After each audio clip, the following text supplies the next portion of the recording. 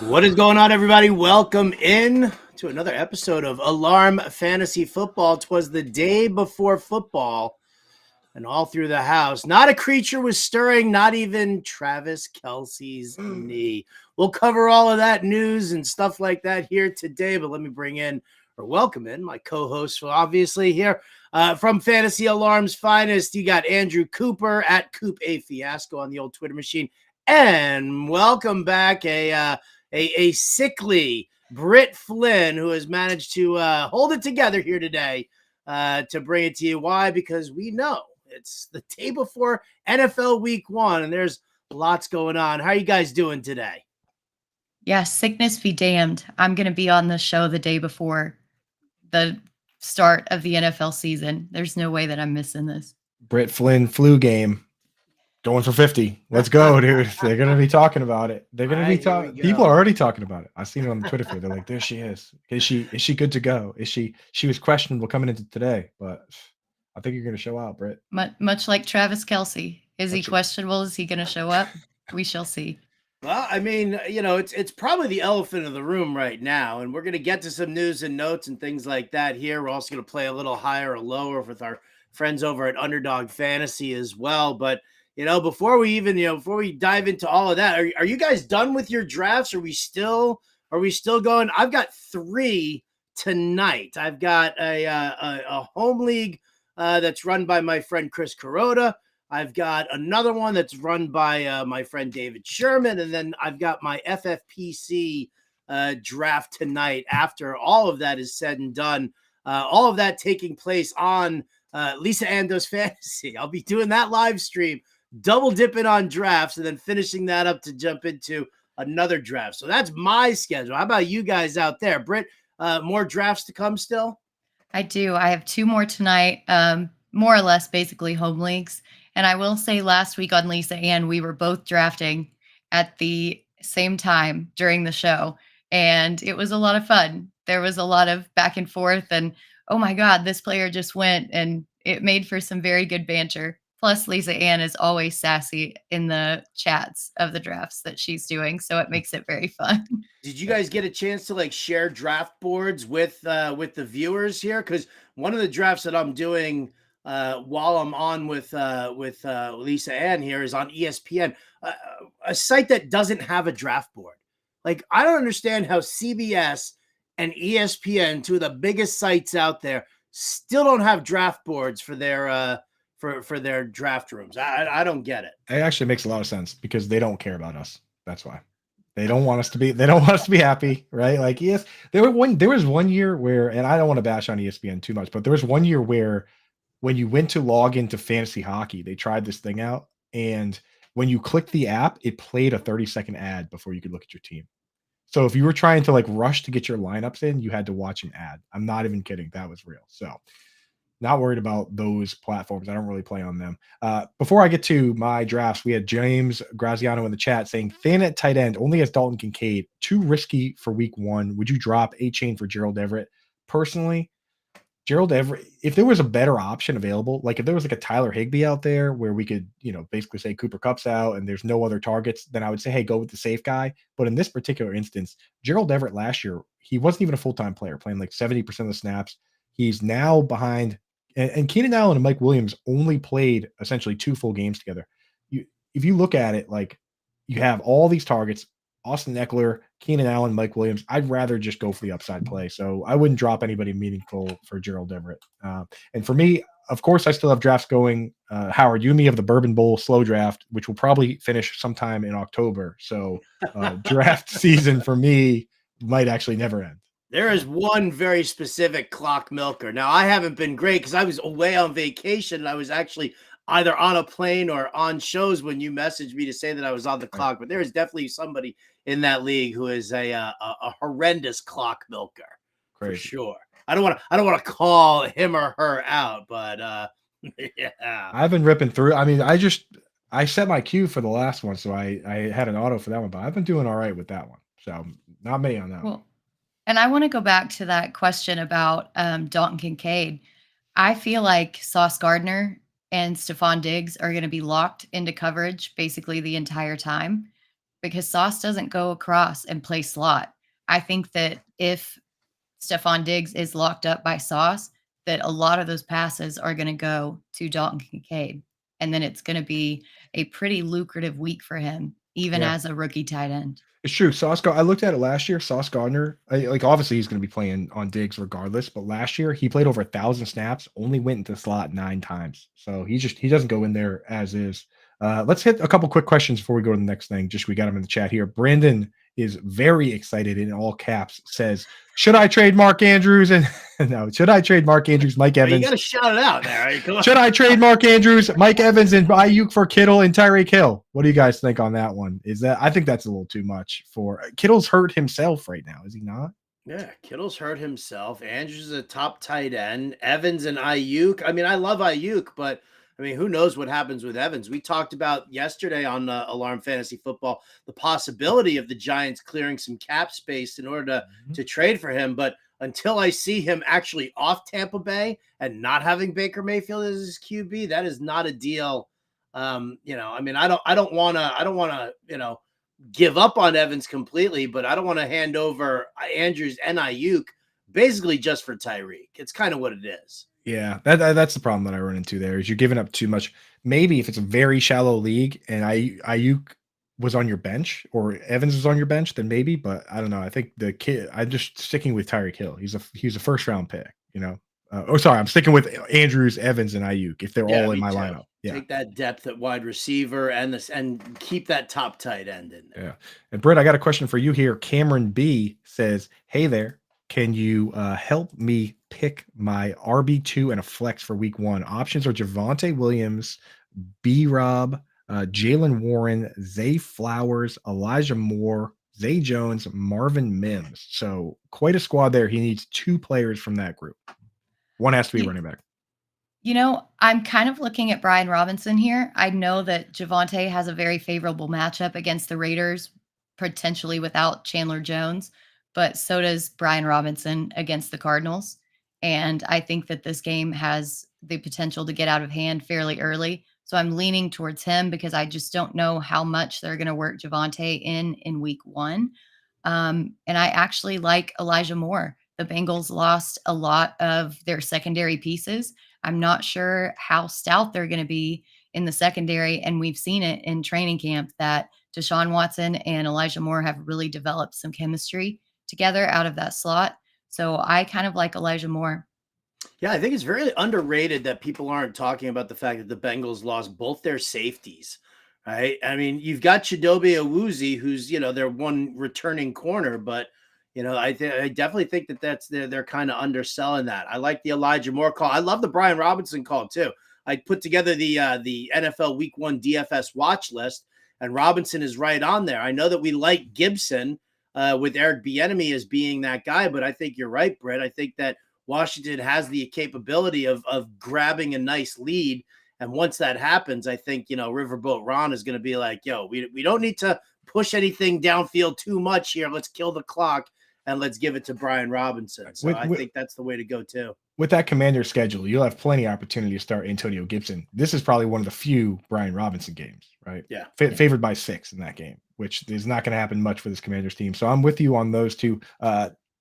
John and Pemba trying to convince me that Javonte Williams is a guy you can start right away, but I'm scared. I think I'm a little too scared. I don't know. You guys, I'd rather see a week than go right off the bat. I don't know. What do you guys think? Yeah, and that efficiency, we've seen it over and over again coming back from an ACL, not just week 1, but through the entire season. The efficiency has been down. They brought in Pirine for a reason, and I think that he's going to be utilized a lot more than Javonte, as Javonte kind of, no pun intended, gets his legs under him and gets back to full form. So week 1 scares me starting him.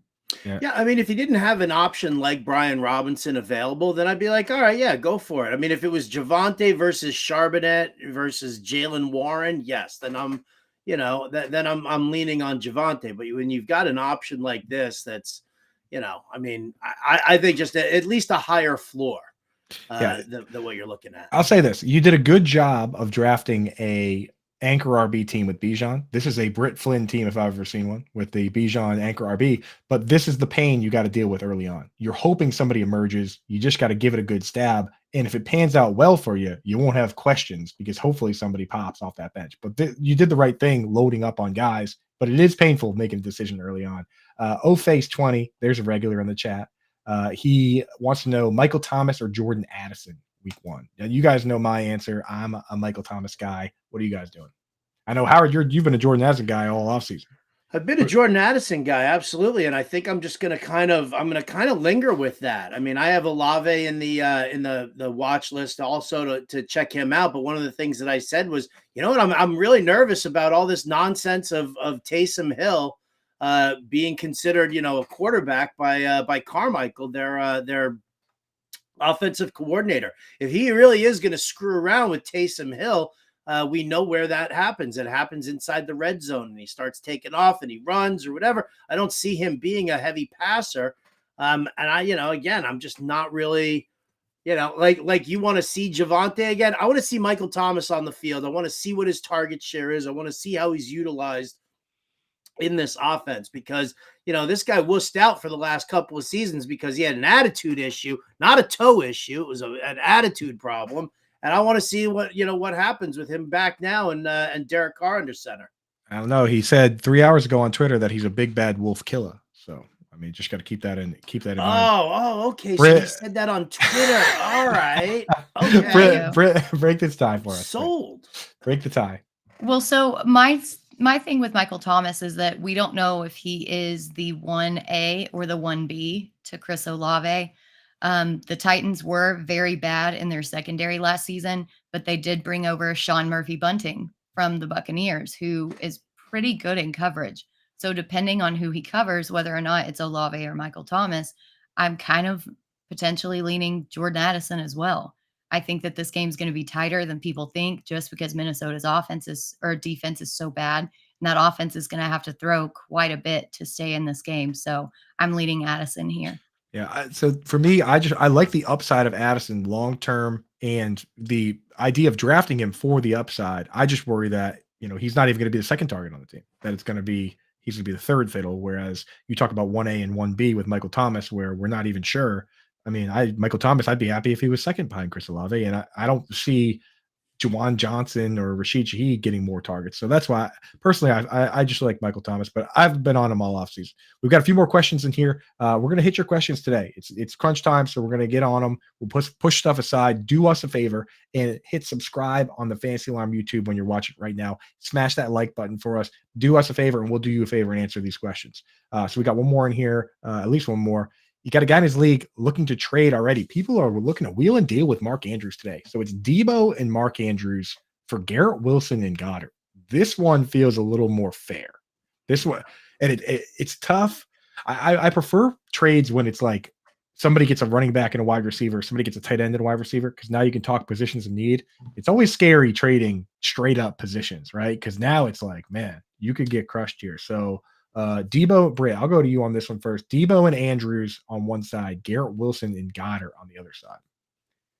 See, I wouldn't trade Mark Andrews away. He did return to practice today. All indications are pointing to him playing in week 1, and he is the guy, whereas Goddard has been, the third on the team in targets over and over and over again. I would actually see if he just wants to trade straight across Debo, Garrett Wilson, maybe throw in like some running back depth. It's hard to say because I don't know what either of your rosters look like to throw in like a little nice extra piece there.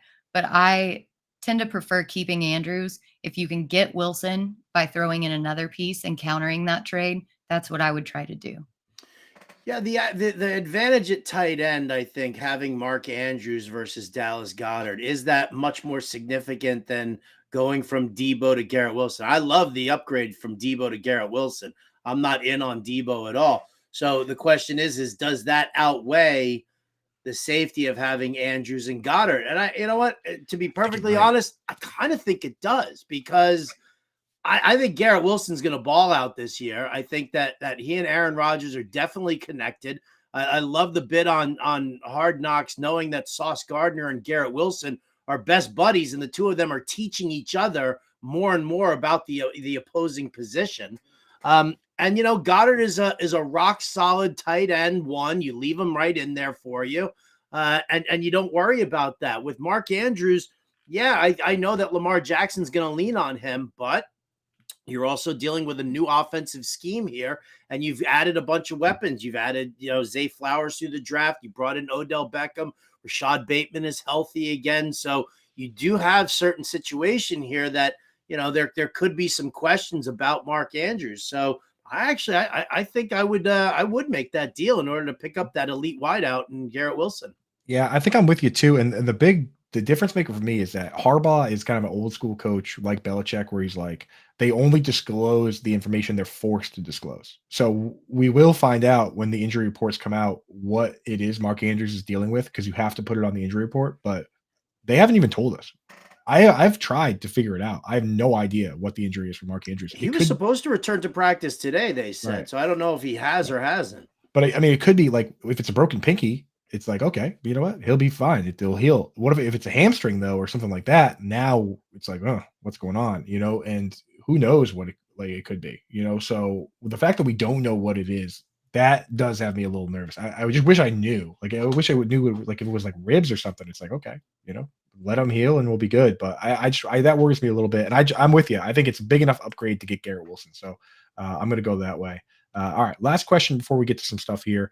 Scampers wants to know, Scott Fishbowl adds Jameis Winston or Jacoby Brissett, Eric Gray or Kareem Hunt, or anyone else you're looking at.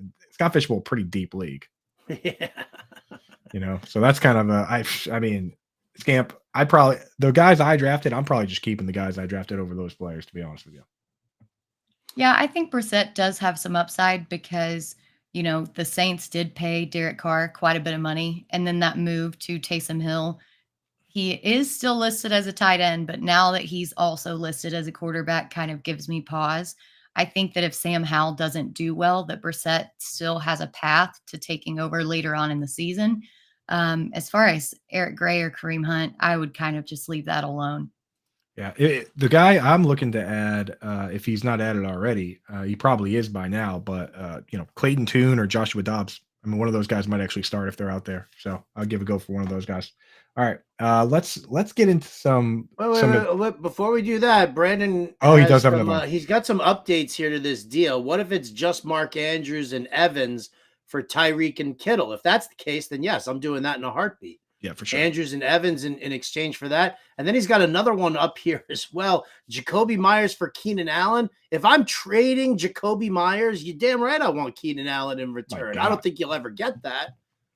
If that trade is on the board, what you do is you smash accept, and then you prepare to argue with your league mates who are going to say that that's not allowed. They're going to be like, "What the hell's going on? It's collusion. It's collusion." Yeah. Honestly, when I get a trade like that, I reach out to the other person and I try to throw like another meaningless player in there to make it seem fair. Like, it's like, I'll give you Jacoby Myers, and I was going to drop this guy, so you take him too.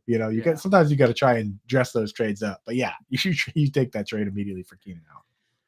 Yeah, if voids are allowed in your trade to be voted on, that one's going to be voted down almost immediately. For sure. Almost immediately. So before we get to the news and notes here from today, I also want to remind everybody, and I did this on Twitter earlier, tonight's Fantasy Alarm Show on Sirius XM. We're actually broadcasting the Jam on Fantasy Football Draft. We recorded it last night, and that's on there. So because we're not helping you guys out with your lineups and your calls and everything like that, on Sirius XM, this show here today, tomorrow's Alarm Fantasy Football, as well as tomorrow's Getting Buzz. So basically from 1 to 3 p.m. Eastern on Thursday for week 1 opening night, I'm making it all just a full AMA. Just hit us up with anything. It's waivers, trade questions, lineup decisions, everything like that. So here today, just pop those questions into chat, and we're going to get to them all tomorrow. Again, Getting Buzzed will be me for an hour of just ask me whatever you want, and then the three of us will be back tomorrow at 2 p.m. to do this all over again. So we've got you 100% smothered and covered here with lineup decision answers for you guys. So Make sure that you bookmark everything, and like Coop said, smash that like and subscribe button, and we'll keep you covered.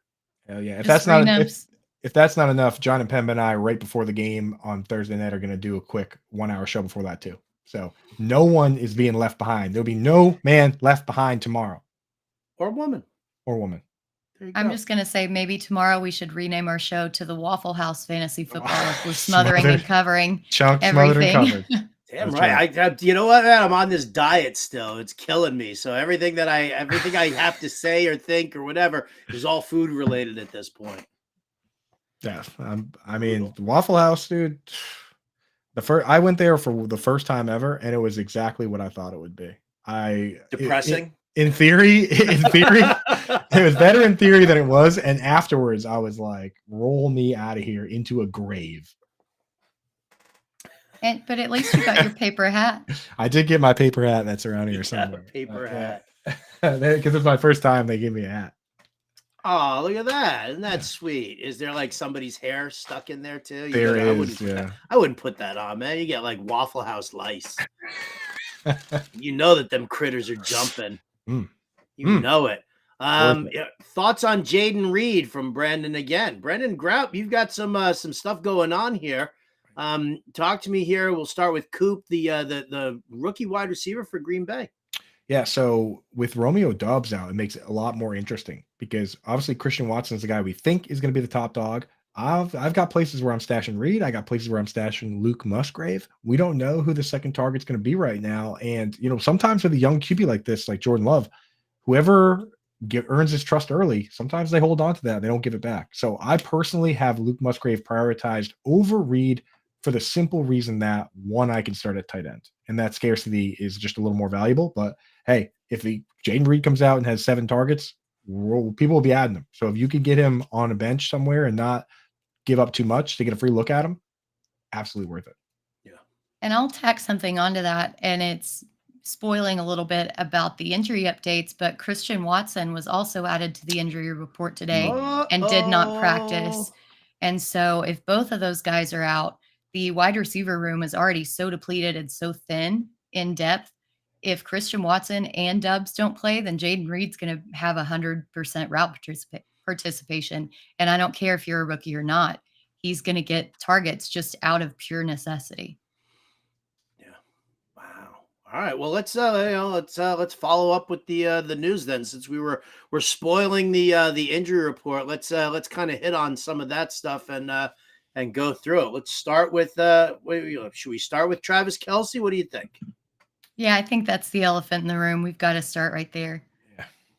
So his availability yesterday was said to be highly in doubt for tomorrow night's inaugural game after he did hyperextend his knee. The MRI is saying that the ACL is intact, but that there was too much swelling to get completely accurate results. He's going to get another one today, which I guess he did. And that diagnosis came out that it is just a bone bruise, which is a much better diagnosis and prognosis in the long term than any kind of ligament damage. Jason Kelce is also giving us the tea, saying that there is a chance that Travis can suit up. So I'm still planning on him playing, but what do we do for our fantasy teams if he doesn't go? Well, I'll tell you right now, one thing, all last year for my DFS articles, I liked Noah Gray because he was an incredibly cheap dart throw that was free and that, he would get at least a target a game. But the people that think that he's going to just all of a sudden be a replacement for Travis Kelce and do something against the team that's pretty much spent the entire offseason thinking about how to stop the tight end in this particular game, I am not interested in Noah Gray. I'm not interested in using him in. And the other thing is with these showdown slates, you don't even have to start a tight end. So if it was a game of you have to start a tight end, then maybe. But in this case, it's not a situation like Isaiah Likely coming in behind Mark Andrews. Noah Gray is not Travis Kelce. He's not even close.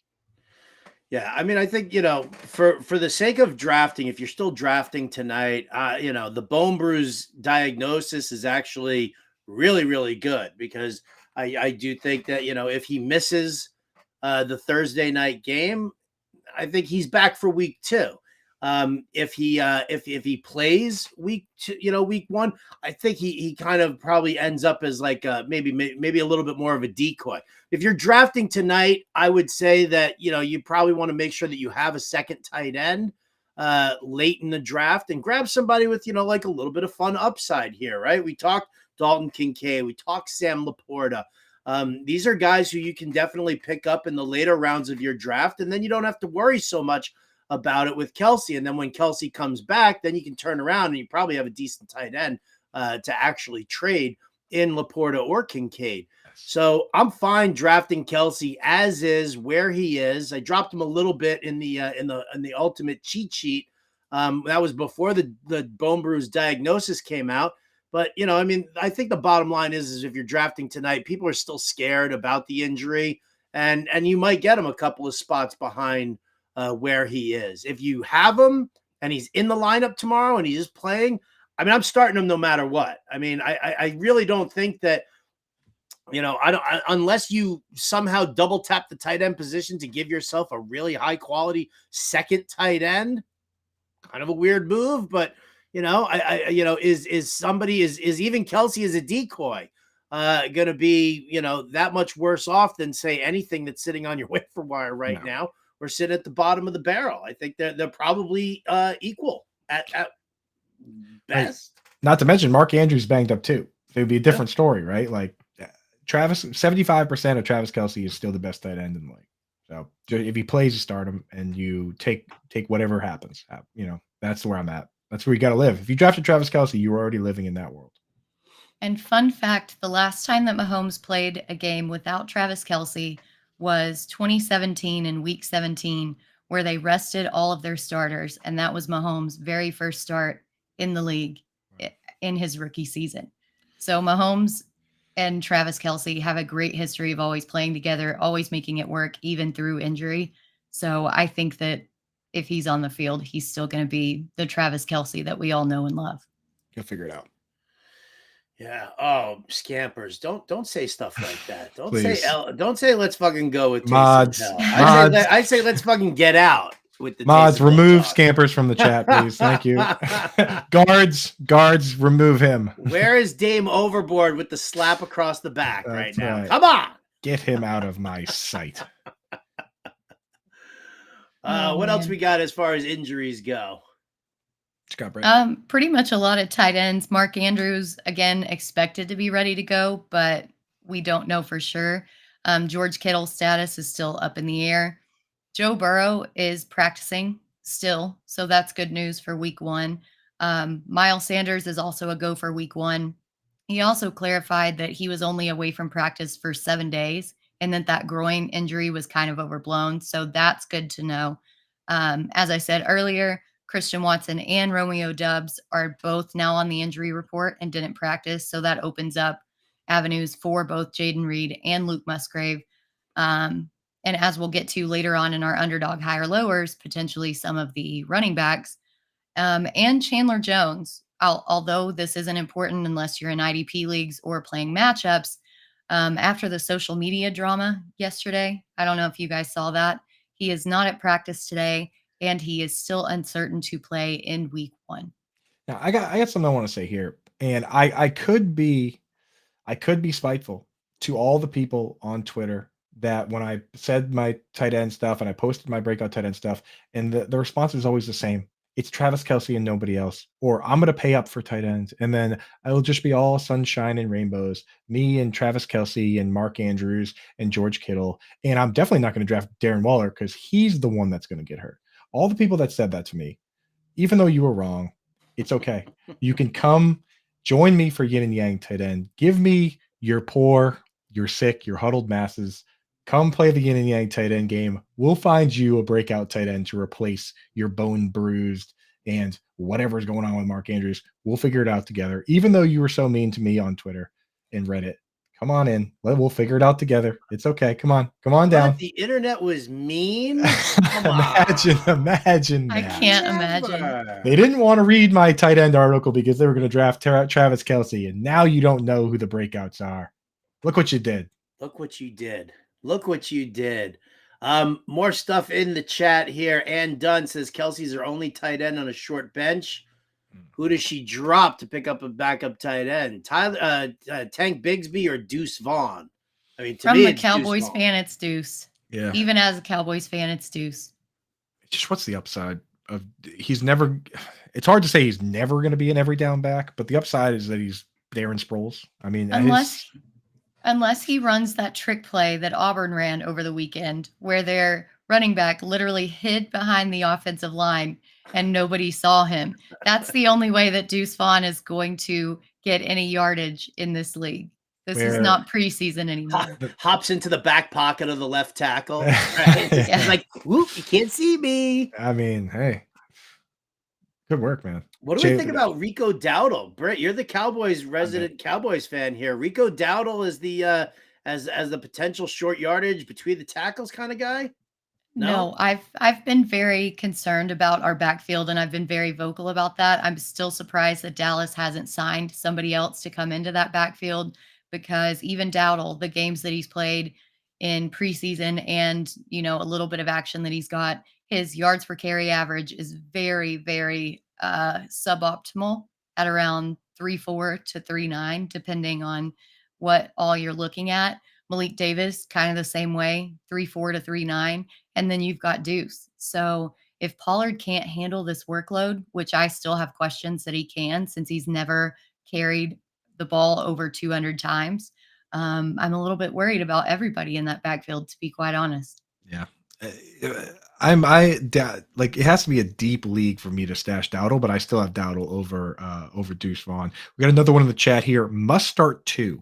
Addison, Mims, and he specifies Marvin Mims, the rookie out of Denver, and Sky Moore. So that's what we're looking at here. Got to start 2 of those guys full PPR. Howard, what do you think? Addison, Mims, or Moore? I'm gonna go with Addison and Moore, actually. I mean, I don't dislike Marvin Mims, but again, I know what this offensive scheme looks like from Joe Lombardi. I know that the targets are going to funnel Cortland Sutton's way in a big way. And while Mims will get some work, I just can't sit and fully bank on him. If Kelsey is either a decoy or out, I think Sky Moore definitely stands a great chance of of being on the field in most cases. And, he'll be that guy in 3 receiver sets. And because I don't even think Tony is fully healthy either. So I think Sky Moore gets some extra looks his way. So him and Addison for me. How about you, Britt? Yeah, and Tampa Bay, even looking at last season's stats, gave up the 7th most fantasy points to wide receivers. And then we talked about it earlier. They got rid of Sean Murphy-Bunting. Their secondary doesn't look exactly like that hard-nosed secondary that it has in years past. Even if Addison is 3rd on that team in targets, I mean, they're going to be behind. They're going to throw a ton. And I think I agree with you on Sky Moore as well. I don't think Tony sees a full snap share. He's still questionable for the game going into tomorrow night. And he was getting rave reviews during camp. So I kind of like his chances to play more snaps and get more targets, especially if Travis Kelce is out. Yeah, I'm going Sky Moore. I'm going Addison. And Philly Mike pointed out here, Kev Tompkins and I on the lightning round show yesterday, we built some DFS lineups, and Mims for 3,200 on DFS. That's where I'm playing Mims. So I think in your lineups, go ahead and throw Addison and Moore in there. And of course, Mims on your bench, this is a misconception, is that people think you don't root for guys on your bench. You're still rooting for Mims. And if you throw him in a DFS lineup, now it's just all fun across the board. So get him in there. And also Fatty McFats, I want to add, the answer is never Ronald Jones. Okay. So no Ronald Jones. Get that thought out of your mind. Poor Ronald Joe. Yes. Number 3 pick in a 10-team full PPR. Who we taking? Well, I mean, if you're assuming that Jefferson and Chase go 1 and 2, then, I mean, in a 10-teamer, I'm happy taking McCaffrey here at 3. I'll lock him in, because coming back around in the 2nd and 3rd round, in a 10-teamer, there's definitely going to be, added running back depth to be had. There's going to be a solid wide receiver. It's so amazing when you go from like a 14-teamer to a 12-teamer to a 10-teamer, just seeing just how deep that player pool actually is. So, why not just take McCaffrey and count your winnings. Here we go, Britt. On the eve of football, are you willing to take Bijan Robinson at 3? That was actually going to be my answer. Oh, she's in That was my answer. house. She Alexa, play Never Back Down or whatever that Tom Petty song is. And she won't back down. I've talked about this all off season. This is not a dig at McCaffrey's talent. This is not a dig at anything that he has to offer. And it's definitely not a dig of, well, he's injury prone. What came out last week with the 49ers straight up saying that they were going to limit his touches and split that backfield and use him more in the receiving game rather than the rushing game, I think takes away a little bit of his ceiling. Whereas you have Bijan, who's going to be used as a bell cow, going to be used in the passing game, and Arthur Smith loves to run the ball. So in this format, I think that I would rather have Bijan over Christian McCaffrey. I will say this, that was said, and that is true, but I've seen Austin Eckler finish as the RB1 while never having 1,000-yard rushing season in his career. I've seen Alvin Kamara rip everyone's faces off while never having 1,000-yard rushing season. So I'm still taking Christian McCaffrey there. But if you want to take Bijan, that's fair too. If you wanted to take Tyreek Hill, that's fair too. So my pick would be CMC, but don't feel like it's crazy to take one of those other guys if that's who you actually want to take in your heart of hearts. Yeah, I think that's one of the biggest things, the biggest issues that we see with a lot of people in drafts. It's just the way you pick your team. You can take Bijan, you can take McCaffrey. If Chase or Jefferson falls to you, you can take them there. It's not about who you're taking in that first round, because let's face it, with the 3rd pick overall, you're going to be getting a super stud. You are, and that's fact. It's a question of, what do you know about your league mates? What do you know about what they're doing? And then how are you going to structure your team right afterwards? Like if you've got it all set in your head that, you're going after Mahomes or Hurts or Josh Allen, and you're taking a quarterback early, then you have to figure out how you're going to structure your running backs and your wide receivers and how you're going to go about doing it that way, because there are very few bell cow backs in this league to, who you can trust. So, if you're thinking that you're just going to take running backs and wide receivers, then great. Then you know what? Take whoever you want in the first round. Just make sure that, if you go wide receiver, that you don't forget running back. If you go running back, you don't forget wide receiver. That's always the biggest problem that I see happening, is that people they'll take a quarterback in round 3. They'll take Jalen Hurts in round 3 and then come back around and take TJ Hawkinson in round 4. And then they start ignoring the 2 most important positions right there, in running back and wide receiver. That's what I think that everybody needs to pay attention to when they're drafting. There's always more than one way to draft your team to win a championship. You just have to be smart about how you're going about building that roster. Yep. And I'll add one last thing. If you really like a player and you want to root for that player, Britt wants to root for Bijan, right? Like if you want to, we've been covering high stakes drafts right on this channel. We've covered $2,000, $5,000 buy-ins. I've seen Tyreek Hill go 2. I've seen Tony Pollard go 5. $5,000 teams. So if you're in your hometown league and you feel like rooting for Tony Pollard because not only do you think he's great, but you're a Cowboys fan, draft Tony Pollard, man. Like draft your guy because he's not going to come back around. So take whoever you feel like getting, and then early on take the guys you like best, and then as Howard said, make sure you build your roster correctly because that will cover. Those are bigger mistakes. The bigger mistake is not balancing out your roster and building your roster correctly. There's not going to be a lot of there's not scrubs going in the first round. There's no CJ Spillers this year. So that's where we're at. We've got a pick 2 for my Superflex league. Kenny Pickett versus San Francisco. Over under for that game, surprisingly, only 40.5. To put that in perspective, the Commanders Cardinals game is set at 39. So you've got Pickett versus San Francisco, Jimmy G versus Denver, or you can let it rip, Anthony Richardson versus the Jaguars. So 2 of those guys, Britt, how you feeling? I think you have to start with Anthony Richardson for one. And the other 2 are very, very difficult. I would say go ahead and go Kenny Pickett maybe those short dump downs to Najee Harris, because I just do not trust in Jimmy G. And from what I've heard and seen, Denver's offense has improved quite a bit. And with that offensive line and that pass rush, I'm not sure how many times Jimmy G is going to be able to get the ball off. What do you think, Howard? I think this is a terrible set of options to a super flex league. I mean, dude, your wide receivers better be nasty.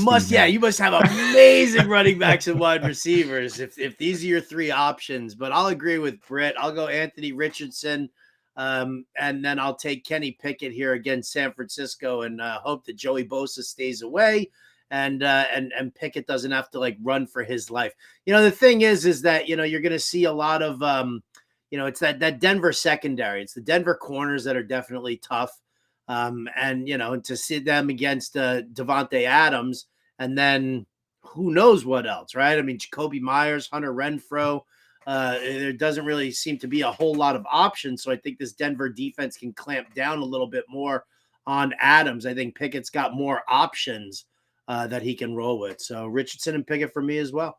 And just like clockwork, somebody mentions the Raiders, and there is Get in the Game, Tommy, in the chat. Jimmy G gonna light up all you Raider haters. I will say, Joe, I know you guys are on a Pickett, 2 out of 3 on Pickett. So, hey, the consensus is there. But I just worry that game is going to just not be as good of a game as you think. 40-point over under. I think I would just go with Anthony Richardson because he's the most fun. And then I don't mind Jimmy G. I think he can get the ball to Devontae Adams, and that's what I would bank on. But Kenny Pickett, it's interesting to look at the over-under for that game being so low and how many must-start weapons are in that game. Like, think about how many players with, like, Debo, Ayuk, CMC, Najee, Deontay Johnson, George Pickens, Pat Freiermuth, George Kittle. It's like that game is loaded with weapons, and I think there's going to be a lot of disappointed fantasy gamers if it goes the way Vegas said, which isn't always the case. 28-10 it finishes up, and everybody takes the under.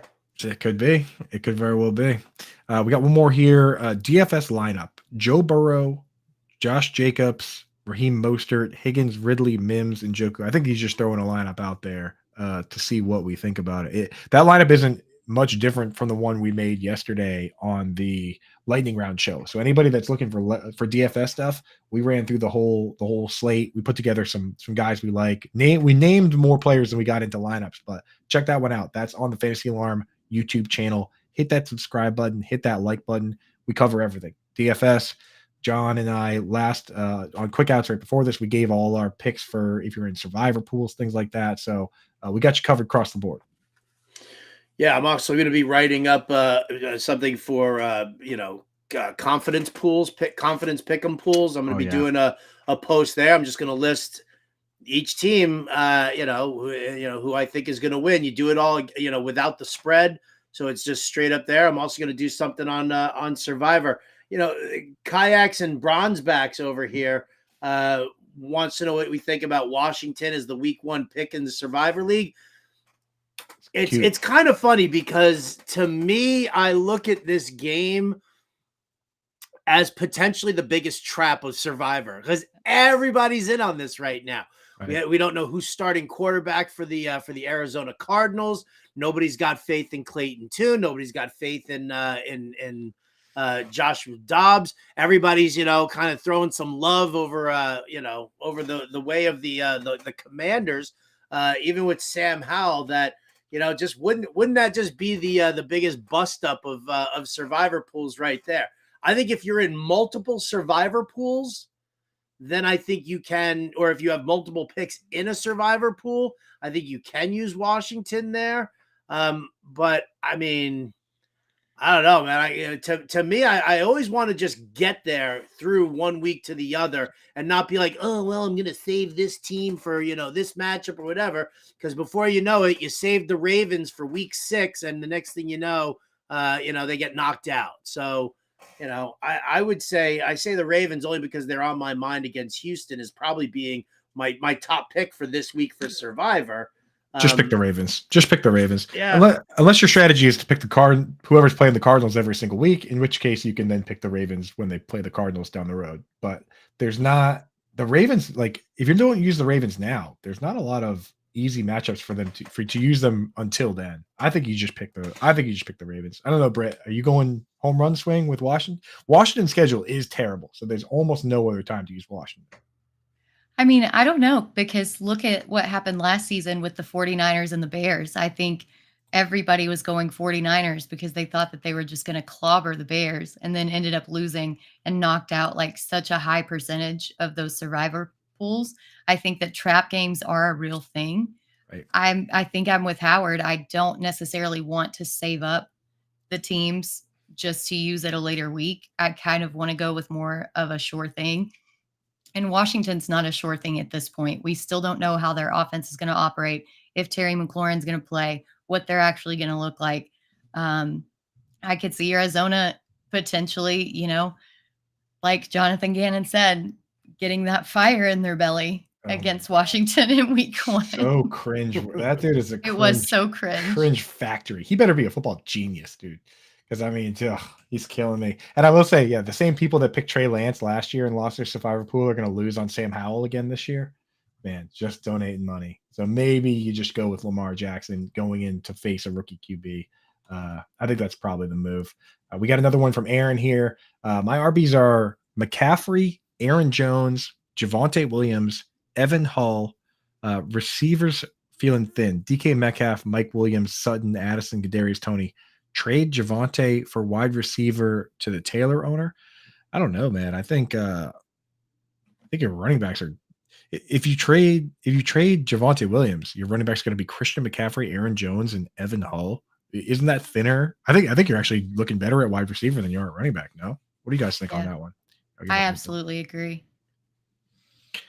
Everyone thinks they have. Not to mention, I mean, what wide receiver are you going to get? Because if you're trading your, I don't know, arguably your second or third best back, because listen, Javonte, with a strong workload is. Definitely has the potential of being better than Aaron Jones. I'm a big Javonte fan. I love the skill set overall. So what wide receiver are you getting? And, is that going to be, is that really going to push you over the edge moving forward here when you've got, I love Metcalf. I love Mike Williams. I love Cortland Sutton. I love Jordan Addison. That's 4 wideouts right there who I'd be more than happy with walking into the season. Right. And you got to remember, injuries happen. Bye weeks start earlier than you think. Bye weeks start week 5. Aaron Jones has bye week 6. So if you trade Javonte Williams, you can start Evan Hull. Jonathan Taylor might be back by the time you literally be starting a running back off of waivers on week 6. So stick with what you got, my dude. You did pretty good. I like that team. Yep. Agreed. That's a Howard Bender team for sure with Sutton and Addison in there. I love those guys. I'm telling you, man. Sutton. That's a gang. Sutton. We got a report coming in from Ian Rappaport, usually pretty reliable. Scamper says that Joshua Dobbs just reported as the expected starter. Not good for my Clayton Tune share that I have in that one league, but Romeo Dobbs. So we finally have our QB 32 in the rankings. John and Pemble will probably find a way to rank Romeo Dobbs over Baker Mayfield, right, Howard? Why wouldn't they? Josh Dobbs over. He just penciled in his rankings. He penciled in Cardinals QB ahead of Baker Mayfield. Ahead of Baker Mayfield 32. Yeah, just put him in there. Yeah, not even. He's probably below. He's probably got him below like Mike White. Just in case. I'm Josh Dobbs. He's got to be whoever it is the last option there. But hey, with Superflex and all those formats now, worth something to somebody. So there you go. We've definitely seen worse. We certainly have. I've seen I watched Kendall Hinton square off against Taysom Hill in a game. So it's not going to get any worse than that, right? I've tried to eternal sunshine that out of my memory. For real. That was painful, dude. And Kendall Hinton wasn't even the worst QB in the game. Want to jump in and give a shout out to Underdog Fantasy, who happens to be a partner here over at Fantasy Alarm. There's some good stuff going on here with their Pick'em contests right now. Now, first and foremost, Underdog's giving an exclusive offer for all new customers. If you're new to Underdog Fantasy, you can claim your mystery Pick'em special. Plus, get up to $100 deposit match. All you need to do is sign up at fantasyalarm.com/underdog with the promo code ALARM, make your deposit, download the app, and head to the lobby to find out which player special you got. Now, by player special, they're going to basically hand you a pick'em, like a gimme pick'em kind of a thing. Like featured right now, if you go to Underdog Fantasy and you go to their pick'em contest, right at the top, featured, it says Patrick Mahomes, 0.5 total yards, higher or lower.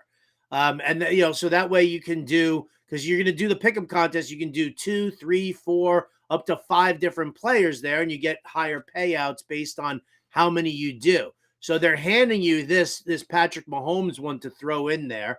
And then if you're new to Underdog Fantasy and you sign up at fantasyalarm.com/underdog and use that promo code ALARM, they'll not only match that deposit, but then you're going to get another little mystery pick'em special that they're going to give to you there. So, you take those two, the Mahomes one, whatever pick'em special one, they give you the mystery one, and then boom, you do a third, and all of a sudden you're like 6x in your money if you get all 3 of them right. So it's definitely worth it. And I'll tell you what, let's give them each. Let's each give them a pick'em special. What do we want to do here? Britt, I'll start with you.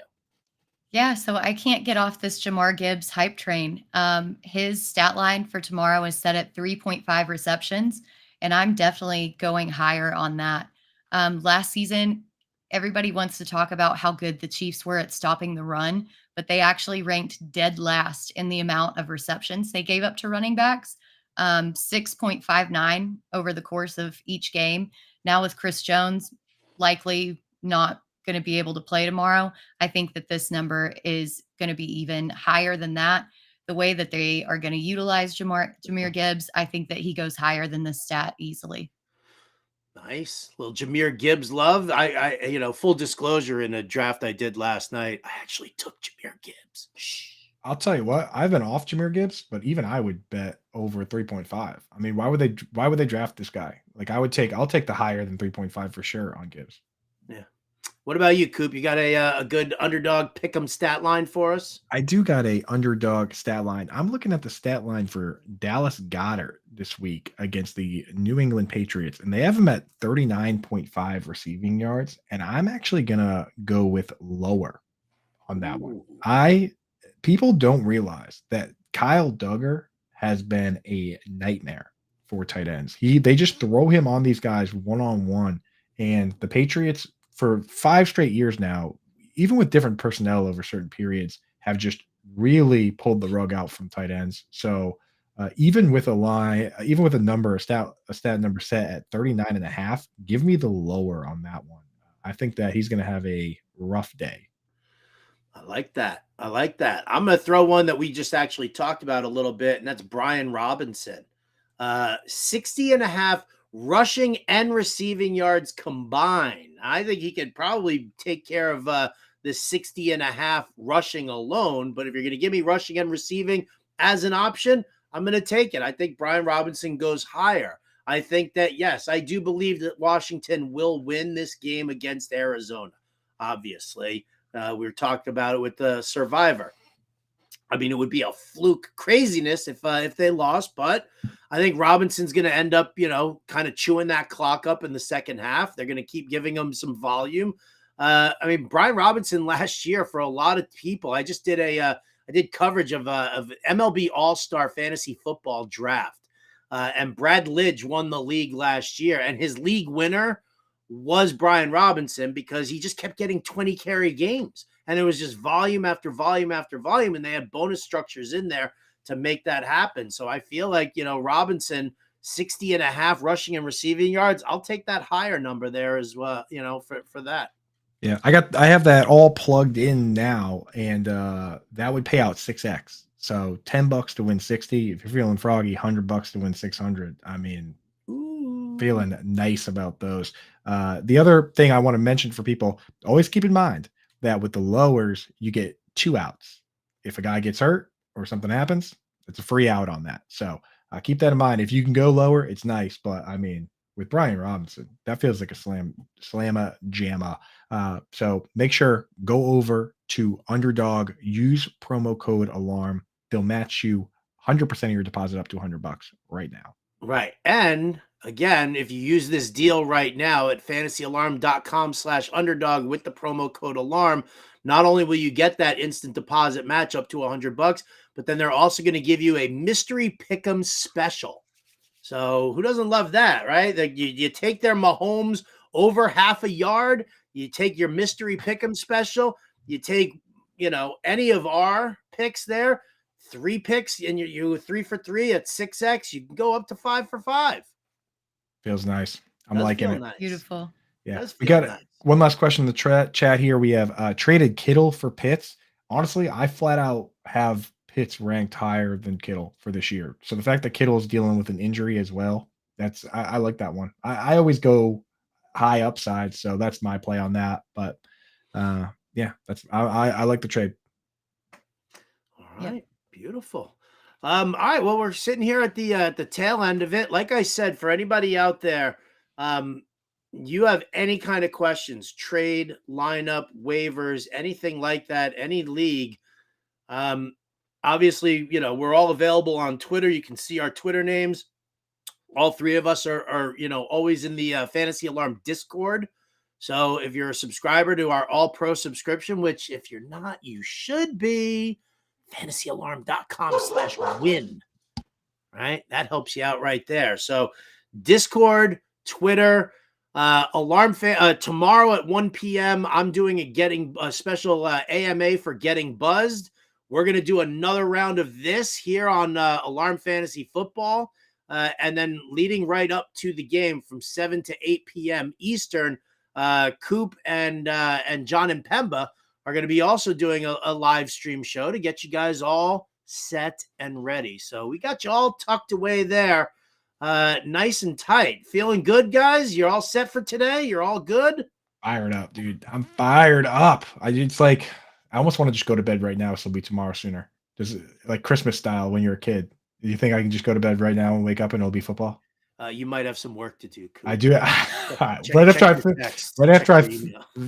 finish my DFS tight end article for tomorrow, it's right to bed, so we can get to football Thursday sooner. All right. Well, that's going to do it for us. Again, thank you so much, everybody, for your questions in chat. Thank you for liking and subscribing the Fantasy Alarm YouTube page. For Britt Flinn, Andrew Cooper, I'm Howard Bender, the Fantasy Alarm. We'll catch you next time.